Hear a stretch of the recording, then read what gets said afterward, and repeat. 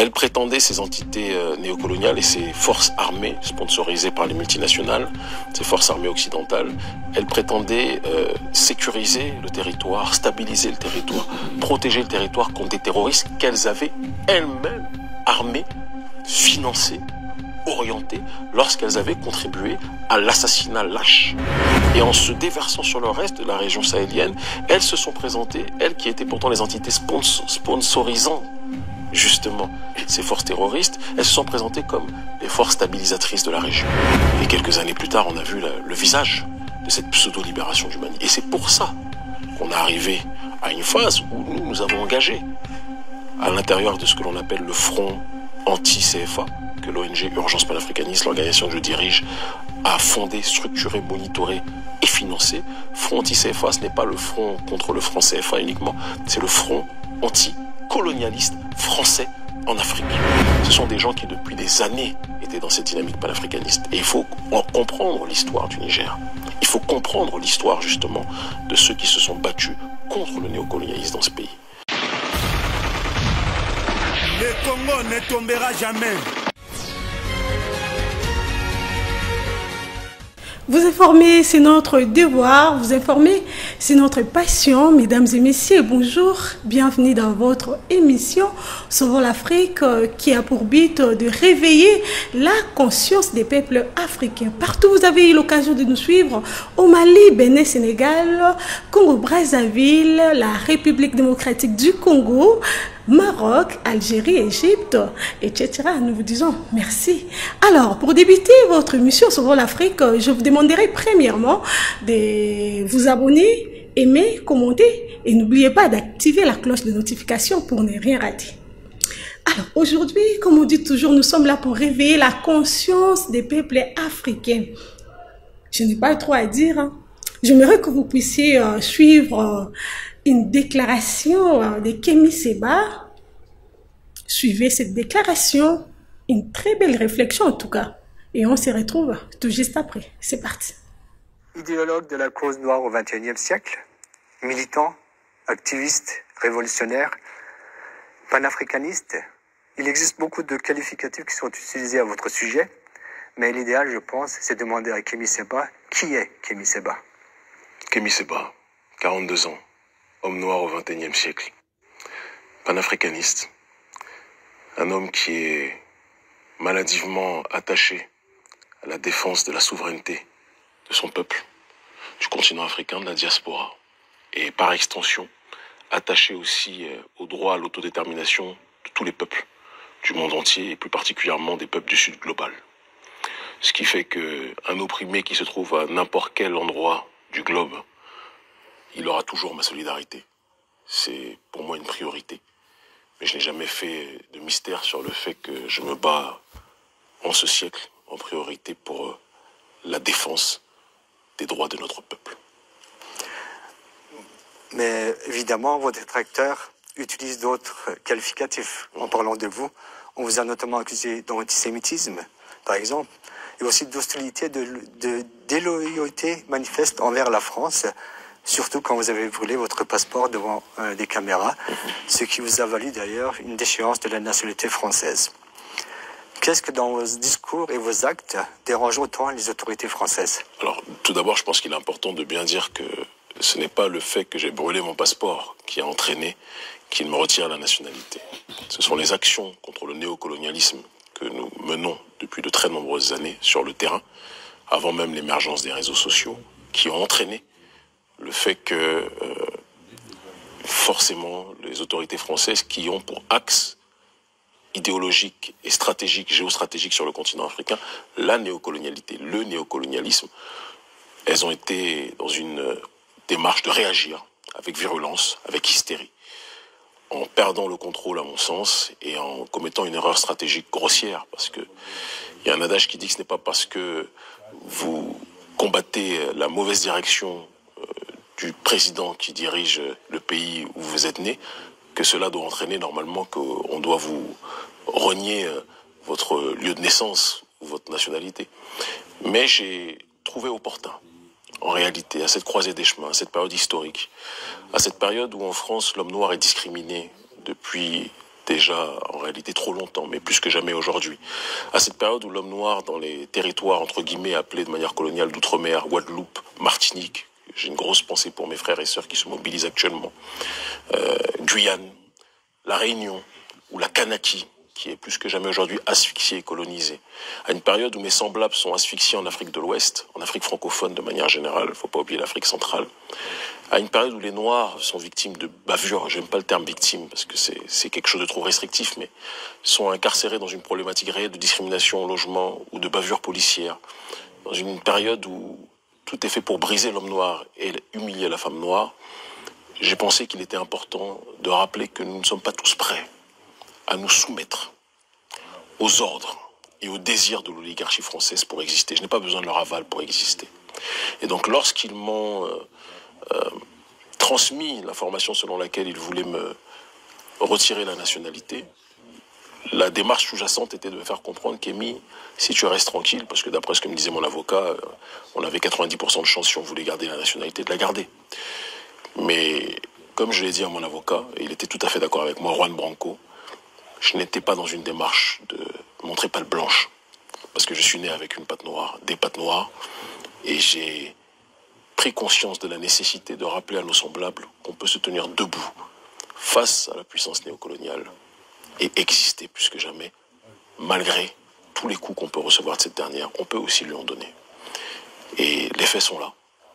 Ils ont enclenché ce processus de retrait de nationalité, c'est important qu'on le dise parce que très peu de gens le savent. En réalité, quelques temps après les mobilisations historiques qu'on a fait dans la sous-région et au Niger aux côtés de la société civile pour défendre ce que j'appelle l'opération de restauration de l'État. L'Occident parle de coup d'État, non, c'était une opération de restauration de l'État. Si vous avez un conducteur de bus, en l'occurrence l'ancien président Mohamed Bazoum, qui était engagé pour conduire les passagers, le peuple nigérien et le peuple africain, mais le peuple nigérien à bon port, à la destination B, et qu'au lieu d'emmener les passagers à la destination B, il les emmène dans une direction complètement éloignée qui est la direction F, comme la France néocoloniale, eh bien, il est du devoir des passagers qui ne sont pas d'accord avec cette direction d'immobiliser ce conducteur de bus un petit peu, je dirais, un petit peu ivre, d'accord, le mettre sur le côté et que quelqu'un reconduise les passagers à la bonne destination. Ce quelqu'un, c'est le général Tiani, chef de l'État, d'accord, général chef de brigade et chef de l'État, chef du CNSP. Et il est en train d'amener le peuple du Niger à bonne destination. Et quand j'ai fait ça, nous avons fait cela, les autorités françaises sont rentrées dans une crise d'hystérie géopolitique et politique et on dit qu'on avait atteint le summum de la logique de déstabilisation de leurs intérêts sur le continent. On avait commencé selon eux avec les mobilisations contre le franc CFA, contre les bases militaires qui m'ont emmené en prison et tout ce qui s'en suit, on ne va pas rappeler tout ce qui s'est passé. Mais pour eux, là, c'était la goutte d'eau qui a fait déborder le vase. Ils ont enclenché cette procédure et il s'est passé ce qui s'est passé. Et c'est quelque chose que je ne regrette absolument pas. Le peuple, une grande partie de notre peuple comprend le combat que nous menons. Il y a évidemment aussi, comme au temps de l'esclavage ou de la colonisation, des gens, comme un petit peu dans certains pays néocolonisés comme en Côte d'Ivoire, ou certains services de communication de dirigeants qui sont des marionnettes de la France-Afrique, comme ceux qui sont à la tête notamment malheureusement de mon pays, le Bénin, ou du pays qu'est la Côte d'Ivoire. Il y a des gens qui ont tout intérêt à préserver les intérêts du néocolonialisme. Mais il y a toute une nouvelle génération qui prend ses responsabilités et qui a décidé d'être dans une voie d'élévation. Et je pense que c'est important qu'on puisse le rappeler. Et si vous le permettez, j'aimerais aussi préciser que ce combat, même si je me bats pour mes semblables, n'est pas qu'un combat de couleur de peau. Il y a un homme à qui j'ai envie de profondément rendre hommage parce qu'il prend des coups en défendant et en accompagnant le combat de souveraineté que nous menons. Cet homme, c'est Juan Branco, mon avocat, docteur en droit qui mène un combat contre l'impérialisme aux quatre coins du monde. Il a défendu Julian Assange, il a défendu des frères et des sœurs opprimés qui sont mes partenaires en Guyane, il a défendu les nôtres en Haïti, à différents endroits, au Sénégal. C'est quelqu'un qui a été pris en grippe par le gouvernement français. Le gouvernement français me considère comme une menace, il le considère comme une menace. Et au lieu de l'attaquer sur le principe des idées, mais quand on voit le visage les autorités françaises, on comprend que c'est pas sur le terrain de la dialectique ou sur le terrain du débat idéologique qu'il peut y avoir une issue avec ces dernières entités. Ce qui s'est déroulé, c'est qu'elles ont enclenché d'une manière extrêmement lâche et vicieuse pour le sanctionner de sa démarche de solidarité vis-à-vis du combat des populations du Sud global. Elles ont décidé d'entamer une procédure de révocation auprès du barreau de Paris et ils sont dans une dynamique de tout faire pour l'empêcher de plaider en France. Cette démarche-là, c'est une démarche qui montre que ce combat n'est pas un combat de noir contre blanc. C'est un combat des justes contre ceux qui sucent le sang des justes. C'est un combat d'une oligarchie néolibérale putride contre un peuple. Vis-à-vis du combat des populations du Sud global, elles ont décidé d'entamer une procédure de révocation auprès du barreau de Paris et ils sont dans une dynamique de tout faire pour l'empêcher de plaider en France. Cette démarche-là, c'est une démarche qui montre que ce combat n'est pas un combat de noir contre blanc. C'est un combat des justes contre ceux qui sucent le sang des justes. C'est un combat d'une oligarchie néolibérale putride contre un peuple, contre des peuples, quelle que soit leur couleur, qui veulent décider de leur propre destinée, qui ne veulent pas être soumis à l'élite financière apatride. D'accord. Donc, quelle direction a pris votre engagement panafricain et votre combat anticolonialiste et anti-impérialiste après votre départ de la France et donc votre installation en Afrique, d'abord au Sénégal et aujourd'hui au Bénin? Je pense qu'il est important qu'on précise que le combat dans lequel je me suis inscrit dès mes débuts en 1999 était un combat de défense du droit des Noirs.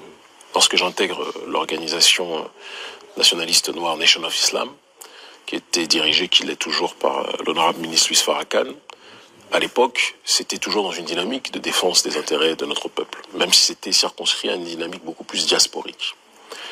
Le fait par la suite, de m'éloigner de la Nation of Islam sur certains aspects, on va dire beaucoup plus méthodologiques, même si sur le terrain idéologique, j'avais certains éléments qui jusqu'à aujourd'hui continuent de m'accompagner, pour rentrer dans une dynamique beaucoup plus afrocentrique avec la Tribuca et les organisations qui ont été successivement dissoutes par le gouvernement français parce qu'elles considéraient, même à l'état embryonnaire, ces structures comme des menaces. Tout cela m'a emmené à migrer progressivement, idéologiquement, vers une dynamique beaucoup plus large parce que j'ai compris que la situation que la diaspora connaissait était une situation en réalité que notre peuple connaissait aux quatre coins du monde, sur le continent africain aussi. Et j'ai coutume de dire que le ciment du panafricanisme, c'est le black nationalisme. Le ciment du panafricanisme, et il ne faut pas qu'on oublie que le panafricanisme est né dans la diaspora. Marcus Mosiah Garvey était l'un des plus grands, si ce n'est le plus grand, pour des millions de panafricanistes dans le monde, était la plus grande matrice de ce combat idéologique-là. Et en rentrant en Afrique, là où j'étais au départ dans une dynamique beaucoup plus liée au conflit interidentitaire, en rentrant en Afrique, je me suis beaucoup plus préoccupé de la question liée aux classes sociales. Parce qu'on est dans des pays plus ou moins homogènes, on va dire. On a tous quasiment les mêmes couleurs en Afrique subsaharienne. Et cela n'empêche pas que les mécanismes de domination sont toujours les mêmes. Il y a une oligarchie néolibérale et il y a un prolétariat qui se fait piller, qui se fait vider de son sang, qui se fait vider de sa force de travail pour nourrir une minorité qui se gave.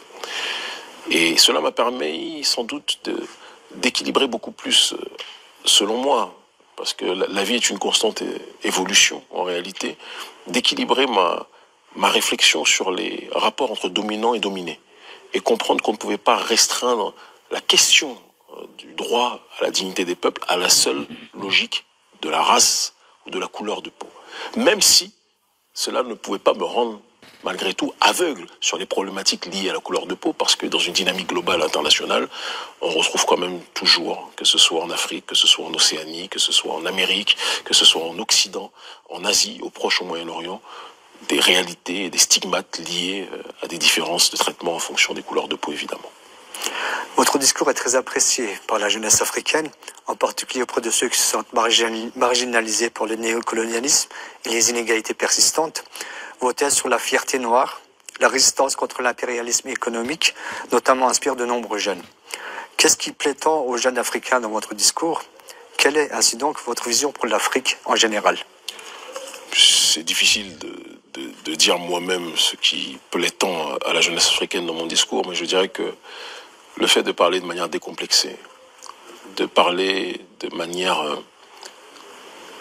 complètement dérégulée, sans frein, sans fausse politesse, sans peur, de parler en se rappelant toujours que nous constituons, que nous ne voulions pas, la facture de nos ancêtres par rapport aux mots MAUX qui ont été commis, effectués à l'encontre de nos semblables.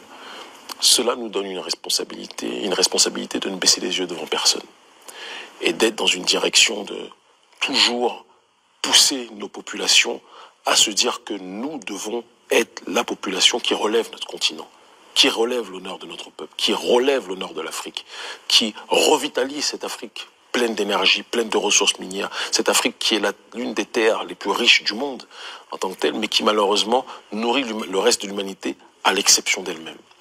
Et je pense que cette problématique-là, associée au fait qu'il y a une dynamique de primordialité dans mon discours, de retour à la racine, c'est-à-dire que dans le panafricanisme ancien, il y avait une réflexion visant à ce que chaque population, dans sa deuxième phase, parce que le panafricanisme est né dans la diaspora, donc elle est née en dehors des clivages ethniques ou identitaires, c'était l'homme noir et la femme noire dans leur globalité au départ, notamment à travers la République d'Haïti, où il y avait différents descendants d'esclaves, il y avait des Béninois, des Congolais, des gens de toute origine qui étaient présents.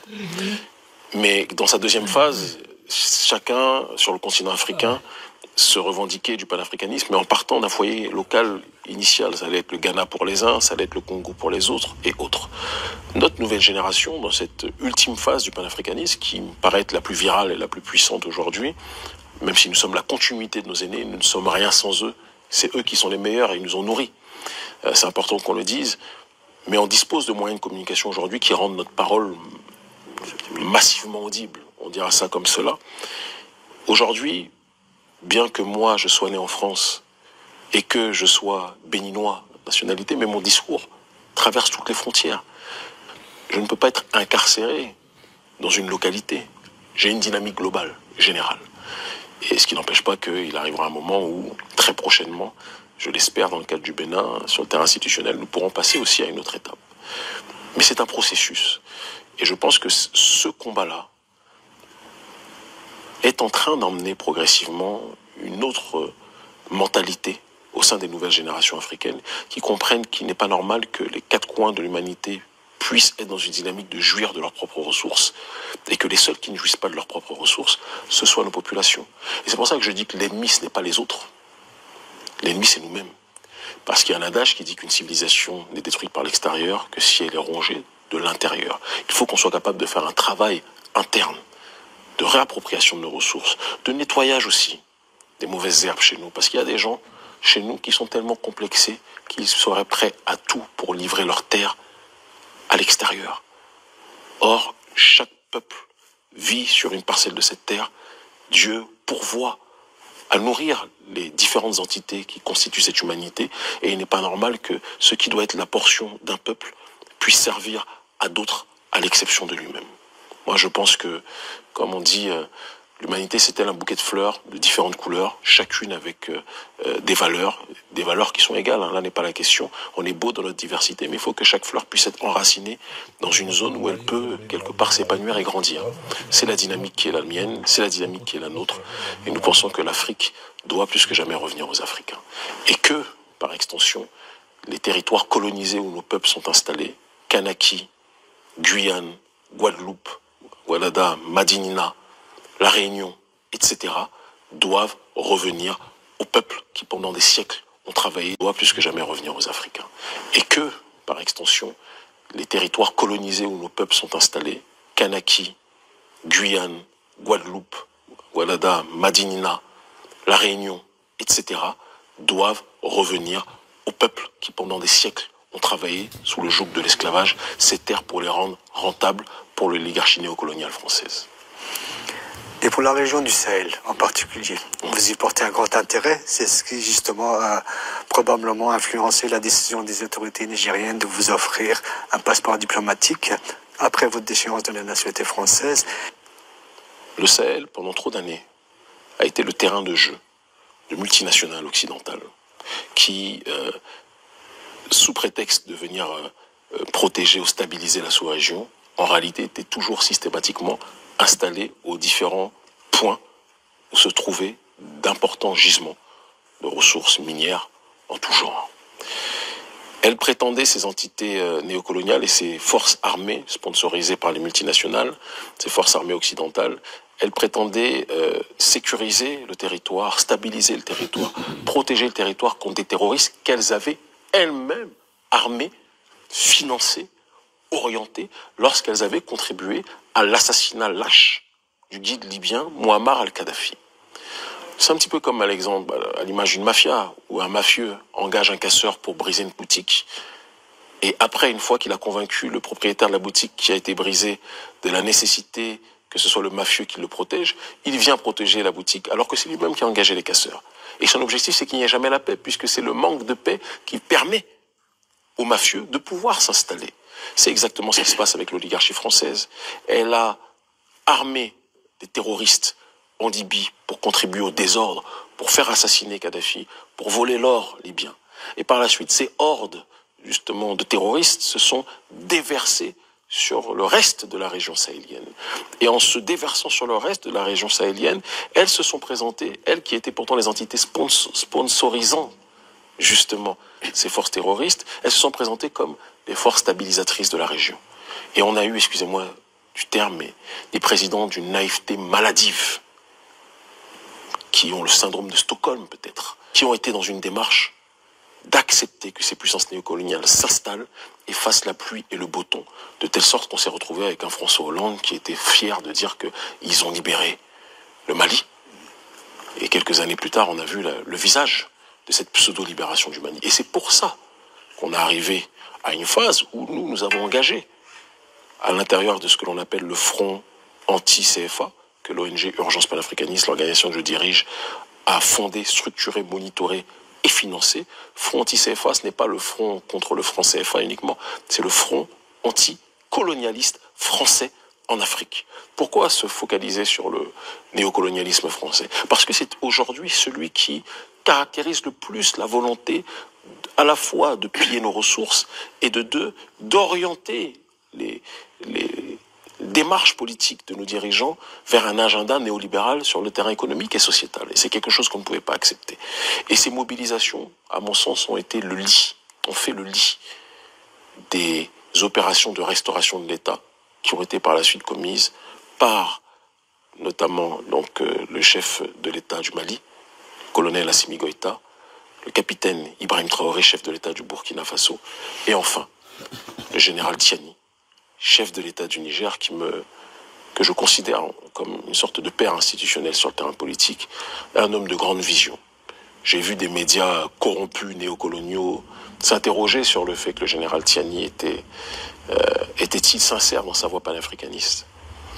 Quiconque a un échange d'1 heure, 2 heures ou plus avec lui sait que le général Tiani, la vision panafricaniste qu'il a, c'est une vision civilisatrice.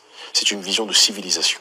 C'est une compréhension intense des humanités classiques africaines. C'est pas quelqu'un qui débarque et qui veut surfer sur une vague. Ce sont des gens qui, depuis des années, étaient dans cette dynamique panafricaniste. Et il faut comprendre l'histoire du Niger. Il faut comprendre l'histoire, justement, de ceux qui se sont battus contre le néocolonialisme dans ce pays. Mais ils étaient, parce que force constituée, elles avaient le devoir de servir l'État. C'est le serment qu'elles ont lancé. Et quand elles ont eu l'occasion de faire basculer la machine, elles l'ont fait. Et aujourd'hui, le Niger me paraît être le laboratoire de la révolution panafricaniste au XXIe siècle. J'espère qu'il sera rejoint par le Bénin très prochainement. Ce discours très à charge donc, contre la France, forcément ne plaît pas et on vous accuse donc d'être très proche de la Russie. La Russie est un des pays qui, comme la Chine ou encore la Turquie, est très actif et de plus en plus présent dans la région. Que pensez-vous de ces nouveaux équilibres dans la région, de la présence de la Russie, de la Chine, mais aussi de la Turquie? Moi, je pense que la multipolarité signifie plus que jamais le multilatéralisme, la nécessité de sortir d'une relation qui nous liait uniquement à la puissance néocoloniale, pas à l'ex-puissance coloniale, mais la puissance néocoloniale, pour varier justement les partenariats et échanger avec diverses entités. Ça, c'est un. C'est pour ça que je me retrouve ici en Turquie, en train de parler avec différents responsables politiques et en profiter pour faire l'entretien avec vous. Il y a aussi de l'autre côté des pays comme l'Iran, il y a aussi des pays comme la Russie, il y a aussi des pays comme la Chine. Mais dire cela ne signifie pas que nous sommes dans une dynamique de vouloir changer un colon pour un autre. Et je préfère le dire de la manière la plus fraternelle mais claire possible. Toute puissance, russe, chinoise ou autre, qui aura l'outrecuidance de penser que parce que nous avons contribué à chasser la France néocoloniale, cela signifie qu'il y a un espace, selon eux, et qu'elles voudront être dans une dynamique de se comporter en puissance néocoloniale comme la France l'est. Il faut que ces puissances sachent qu'elles nous trouveront sur leur chemin à un degré inimaginable.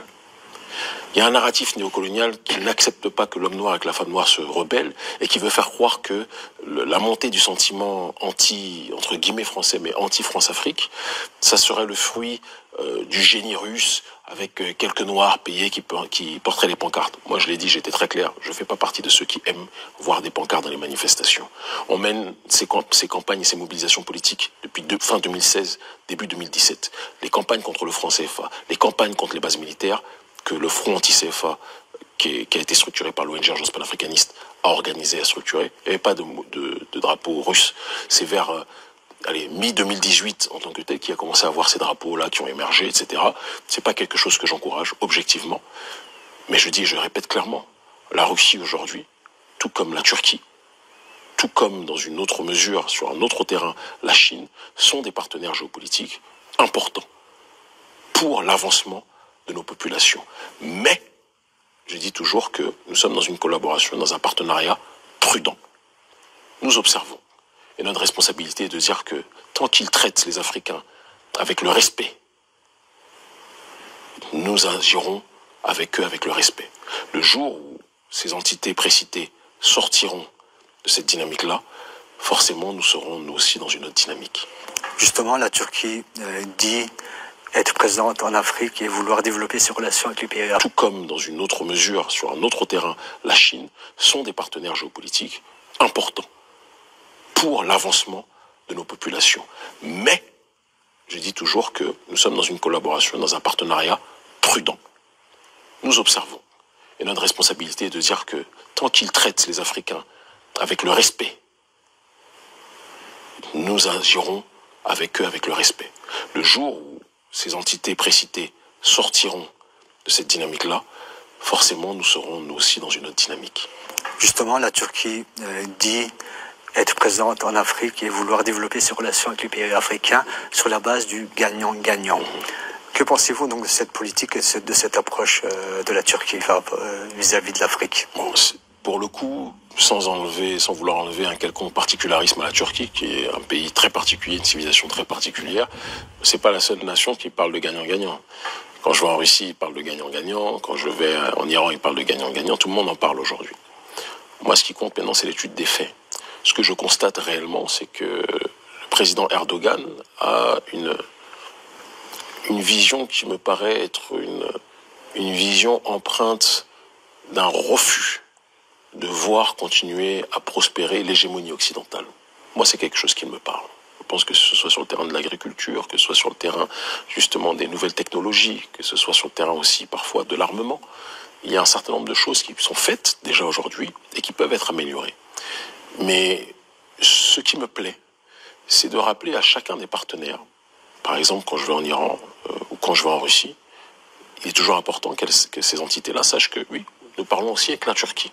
Quand je suis en Turquie, important il est que les Turcs sachent que je parle avec la Russie, que je parle avec l'Iran, que je parle avec le Venezuela, etc. Et c'est cet ensemble, en réalité, d'interactions qui permettent justement de créer une sorte d'équilibre, qui constitue justement la multipolarité. Il n'y a pas un pôle unique qu'on va laisser avancer et dominer au détriment des autres. Non.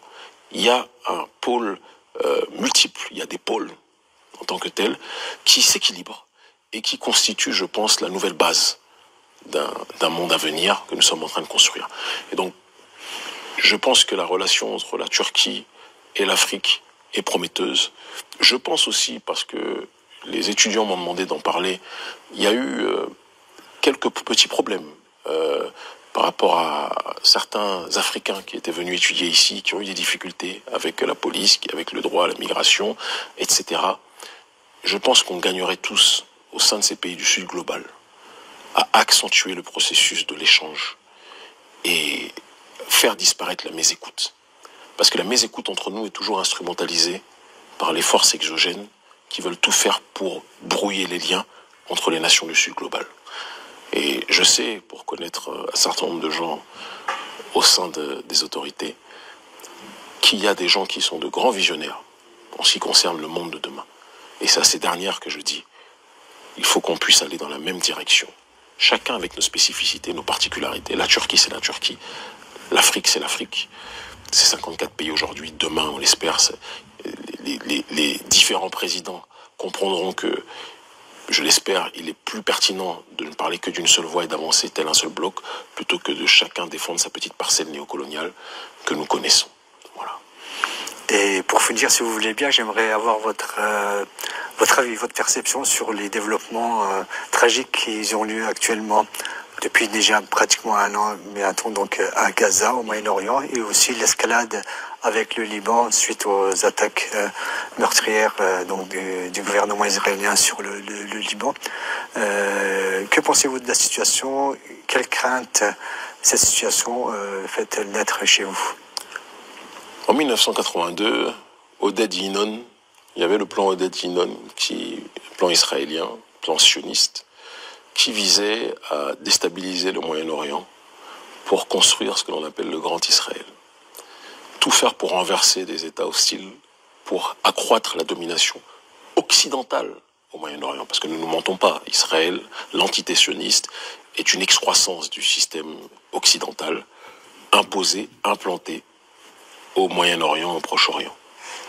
Il est important qu'on se rappelle que pour des Juifs pratiquants, normalement, Israël ne viendrait que quand le Messie vient. À moins que le Messie soit Bibi Netanyahou, et je suis pas sûr que ça soit lui, et je fais mise ce que je dis, à moins que le Messie soit lui, ou que le Messie soit toutes ces personnes qui se sont, soi-disant, battues pour que cette terre d'Israël leur soit donnée et qu'elle soit volée aux Palestiniens, normalement c'est la terre de la Palestine. C'est aussi simple que ça. Si on est juif croyant, j'essaie de rentrer dans leur paradigme. Moi, je ne suis pas dans cette démarche-là. Mais à partir du moment où on décide de ne plus suivre les textes tout en se revendiquant d'une identité religieuse, c'est quelque chose déjà qui pose problème. On rajoute à cela maintenant que leur objectif, et c'est une méthodologie néocoloniale et coloniale qui a été usée depuis, diviser pour régner. On ne peut pas expliquer que tant de pays du monde arabe, avec tant de puissance, avec tant de ressources pétrolières, financières en tant que telles, n'osent pas parler suffisamment contre Israël. Et maintenant, face à ça, il y a ce que l'on appelle l'axe de résistance. Quoi qu'on en pense, d'accord, il y a l'Iran, au Moyen-Orient, il y a les Houthis, au Yémen, il y a le Hezbollah, au Liban. Et ces entités-là, précitées, réagissent avec les moyens qui sont à leur disposition pour résister justement à l'entité coloniale qui est l'entité sioniste, l'entité israélienne. Et on peut rajouter évidemment à cela la voix du président Erdogan, qui est probablement dans le monde sunnite aujourd'hui la voix la plus audible en ce qui concerne la critique de cette entité coloniale. Et je pense que c'est important aussi de pouvoir le préciser, le rappeler. Je parle en tant qu'analyste politique, en tant qu'observateur politique sur ce point. Et la Turquie est un pays qu'il est difficilement possible de déstabiliser. Et les entités sionistes le savent. Mais le Liban est un État que l'entité sioniste a contribué à déstructurer, asphyxier. On sait qui contrôle les manettes de la finance internationale. Et donc ils ont contribué à l'asphyxier, à tout faire pour pousser le peuple à se rebeller. Mais le peuple libanais a fait preuve d'une résilience. Je parle sur un terrain politique. Je peux avoir un certain nombre de remarques sur les communautés libanaises en Afrique, certaines choses qui sont faites de bien et moins bien, mais j'essaie de parler de manière objective. Le Liban et la population libanaise a fait preuve d'une résilience extraordinaire. Une fois qu'ils aient mis à terre leurs principaux challengers, ils puissent établir leur domination au Proche et au Moyen-Orient. Malheureusement pour eux, je pense que ça sera beaucoup plus compliqué que ce qu'ils pensent. Et il est de notre responsabilité à nous tous, anti-impérialistes, de tout faire pour que l'exaction de ce régime génocidaire cesse. Vous aviez dit au départ qu'on m'accusait d'antisémitisme. Vous savez, le temps de Dieu est le meilleur des temps. Quand on voit aujourd'hui ce que fait l'entité sioniste, et quand je vois le nombre de gens qui sont qualifiés fallacieusement d'être antisémites, on se rend compte que l'accusation qu'ils nous lançaient de manière avant-gardiste était simplement une accusation pour essayer de stigmatiser ceux qui disaient la vérité. Parce que je m'attaquais à leur régime, je m'attaquais à leur lobby, je m'attaquais à leur vision hégémonique. Et c'est pour ça qu'on m'a stigmatisé. Ça ne m'a pas empêché de vivre. Et des années plus tard, nous sommes là où nous sommes. Et j'espère que vous avez tellement aimé, et moi également. Félicitations. Nous sommes fiers de vous, jeunes. Et vous êtes là pour motiver encore de plus les jeunes dans notre continent africain. Réveillons-nous. Ce n'est pas dit parce que tu es jeune, tu dois fermer la bouche. Tu dois avoir la peur, la crainte de s'exprimer. La crainte de dire non. En tout cas, Kémy Seba, coup de chapeau à vous, félicitations. Et nous sommes là derrière vous pour vous pousser encore de continuer à lutter pour ces beaux continents que Dieu nous a donnés. Et j'espère que vous avez aimé. Nous, les Africains, nous devons toujours demeurer ensemble. Demeurons ensemble. Et nous devons finir de se soumettre à tout moment. Fini la soumission en Afrique. Réveillons-nous pour combattre les Occidentaux. Réveillons-nous pour dire non au massacre. Réveillons-nous pour que la paix durable soit dans notre continent d'Afrique. En tout cas, moi, je suis grandement bénie et flattée. Et j'ai appris beaucoup à travers cette très belle émission et très belle déclaration de Kémy Seba étant jeune. Il est là toujours pour défendre le continent africain. J'espère que vous avez appris. J'espère que vous avez compris. Et il est temps de marcher, il est temps de combattre, il est temps de demeurer unis afin de vaincre l'adversaire, afin de vaincre l'ennemi qui est les Occidentaux, qui ne veulent pas que l'Afrique puisse aller plus loin. Fini la soumission, place maintenant aux actions afin de vaincre l'ennemi. Alors, ce n'est pas fini. Il y a encore une vidéo, la déclaration de Nathalie Yab. Suivons d'abord cette déclaration ensemble, vous et moi, et on se retrouve tout juste après. Fortement le cargo MV Ruby, battant pavillon maltais, qui a quitté le port russe de Kandalak-Shah pour les îles Canaries 4 jours plus tôt, et le contraint à accoster le 1er septembre au port de Tromsø en Norvège pour procéder à la réparation de sa coque, de son hélice et de son gouvernail endommagés. Mais très rapidement, les autorités norvégiennes exigent qu'il s'éloigne et le font remorquer jusqu'en haute mer, à une quarantaine de kilomètres des installations portuaires et de la ville. Pourquoi ? Tout simplement parce qu'il transporte 20 000 tonnes de nitrate d'ammonium, un produit servant à fabriquer des engrais qui, quand il est conservé dans des conditions normales, est plutôt stable, mais qui peut s'avérer extrêmement dangereux si ce n'est pas le cas ou s'il tombe entre les mauvaises mains. Vous vous souvenez de l'explosion spectaculaire du port de Beyrouth qui avait fait 235 morts et 6 500 blessés en 2020 ? Eh bien, c'est une quantité 7 fois plus petite de nitrate d'ammonium qui en avait été la cause.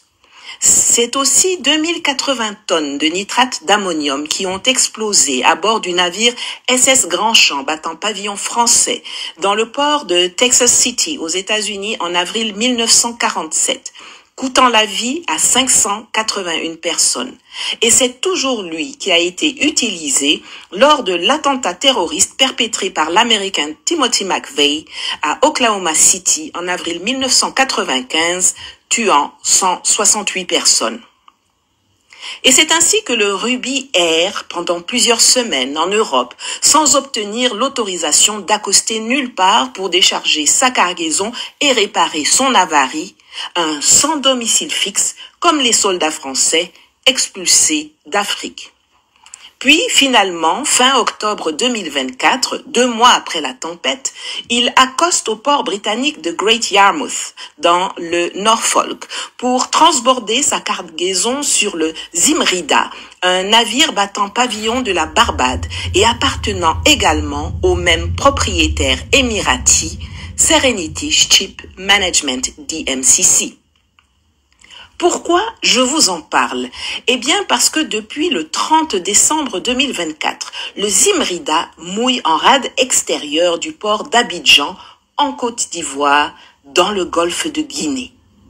Mais que fait-il là-bas alors qu'on se souvient que la destination initiale de la marchandise était les îles Canaries, où il n'a fait qu'une courte escale technique le 23 décembre. Qui est le vrai destinataire final de cette cargaison? Pourquoi et quand la destination a-t-elle été changée? Mystère et boule de gomme. Que va-t-il advenir des 19 700 tonnes de nitrate d'ammonium qu'il a à bord? On est en effet passé de 20 000 tonnes à 19 700 tonnes parce que 300 tonnes ont été jetées à la mer dans les eaux territoriales britanniques sous le prétexte que les sacs avaient été contaminés par du mazout et représentaient donc un trop grand risque d'explosion. Lorsqu'il est dissous dans l'eau, le nitrate d'ammonium fait baisser la température de celle-ci, ce qui a naturellement un impact sur la présence des poissons et provoque également la prolifération d'algues, entre autres. Ce n'est pas la première fois que la Côte d'Ivoire se trouve au centre de ce genre d'intrigue. On se souvient du scandale du Probo Koala, affrété par la société suisse Trafigura, qui avait déversé 581 tonnes de déchets toxiques dans le port d'Abidjan en 2006, sous le régime de Laurent Gbagbo, ce qui avait causé 17 morts immédiats et des dizaines de milliers d'intoxications. Ainsi que du scandale des 19 000 tonnes de riz avarié que le régime d'Alassane Dramane Ouattara avait laissé entrer au port d'Abidjan en 2019 après qu'il a été refusé au Togo, en Guinée et au Ghana. À l'heure où tous les coups sont permis et où l'Afrique est au cœur de bouleversements géopolitiques majeurs, la vigilance de tous, États de la région comme population civile, est de mise. Je dis ça, je dis rien. Des retours sur ces plateaux, j'espère que cette vidéo vous a fait énormément plaisir en tout cas. Moi, j'ai aimé. Oh là là! C'est merveilleux. Félicitations la maman. Nathalie Yab pour votre travail. Chaque jour, vous êtes là pour nous réveiller la conscience. Vous êtes là pour nous éclaircir sur beaucoup de choses. C'est merveilleux, n'est-ce pas, d'avoir des femmes comme ça, comme Nathalie Yab. Et surtout, nous avons besoin de telles femmes en République démocratique du Congo. Une femme qui n'a pas peur de s'exprimer. Une femme qui sait dire non à la place qu'il faut et qui sait dire oui quand il faut dire oui. Une femme qui n'est pas là, qui est facile à manipuler et avec l'argent.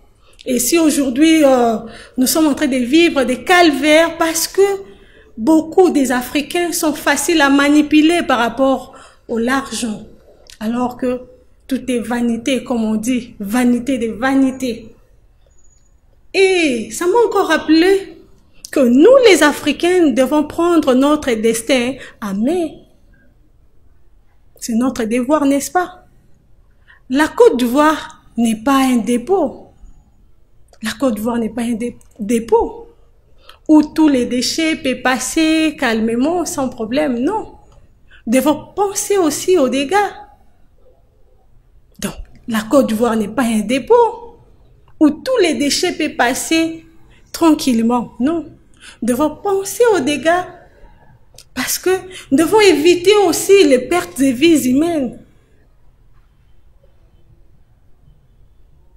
Un chef est là pour diriger, mais derrière le chef, il y a toute une population. Le chef est là, les présidents, nos présidents sont là pour nous encadrer, sont là pour nous protéger, parce que nous sommes leurs enfants. Nous sommes leurs enfants. Leur rôle est de nous protéger contre les dangers. Réveillons-nous, peuple africain. Travaillons pour l'Afrique. Quittons les associations là des Occidentaux. Travaillons pour l'amour du patrie. Travaillons pour l'intérêt de la population.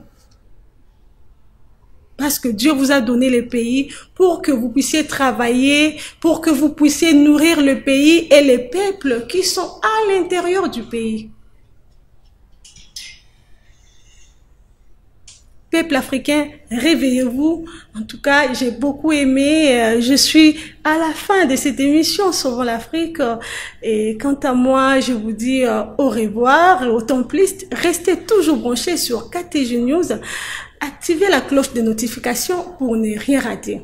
Je suis Norette Makoussa. Et merci aussi à Montréal, Chardeli Tcheka. On se retrouve comme ça. À la prochaine. Bye. Le Congo ne tombera jamais.